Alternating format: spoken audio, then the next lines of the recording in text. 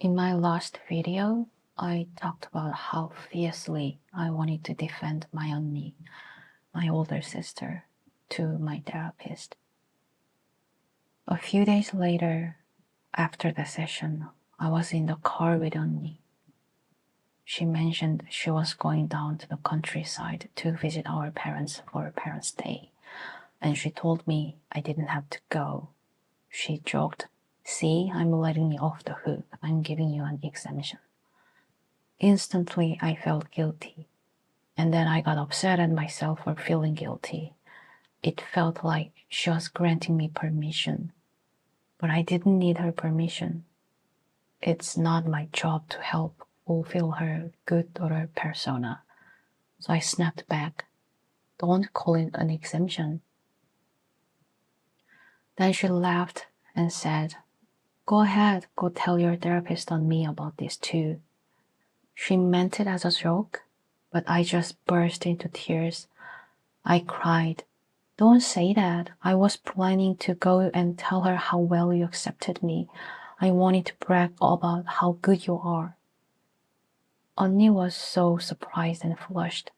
She kept saying, No, I was just joking. I just meant you should feel free to talk about anything." That was really a nice thing to say. I don't know what I would have done without 언니 back then. To understand why she was my one and only anchor, I need to explain my family dynamic a little more.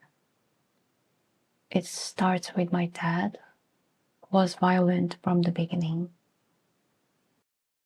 When my dad was home, I never knew when he would explode and start screaming. Just walking through the living room where he was sitting made my heart race with fear.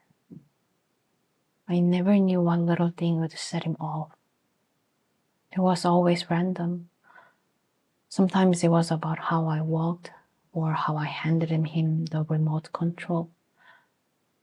He also would lose his temper at the slightest sound. But kids are naturally clumsy, so I couldn't help but make noise often. Every time that happened, I felt my heart sink. Even when he wasn't home, I was terrified because I never knew when he would come back drunk and cause a scene. Those moments filled my childhood. I remembered one night, I was maybe 6 or 7. I woke up in the middle of the night and walked out to the hallway. We lived on the 19th floor. I stood there thinking, would it hurt if I fell from here?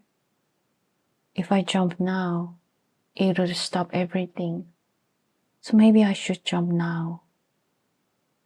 I just wanted everything to end. I was just so tired and scared. I clung to the wall so tightly because I felt like if I didn't, I would run straight to the balcony and jump. The urge was so strong, it consumed me. It felt like my skull was going to explode. The whole world was shaking. That was one of the many nights. And then there is my mother, who was a victim of domestic violence from the moment she was married. She was just so young, and she did not have anyone to rely on. She was alone in this with her 2 little children. So sometimes she became neglectful, reserved, and controlling towards her daughters. As a result, my teenage years were all about hating mom while desperately wanting to be loved by her. My suicidal thoughts turned into a form of revenge around the time. I often thought about dying as a way to get back at my mom, to hurt her in return. I thought that if I died, she would regret not protecting me, not loving me, regret it for the rest of her life. And I wanted to see that, because to me, her pain would have been proof that I had been loved. In the session, I was telling all of this and I was crying. As I was crying, the words just tumbled out of my mouth. I told my therapist, I just want to tell Mom, I just want to tell her I'm sorry I was born. That was very sudden. I had never thought of that until then. But that was so true. That summed up everything I wanted to tell Mom. The root of all my emotions towards her, that love and hate, was guilt. I'm sorry for being born.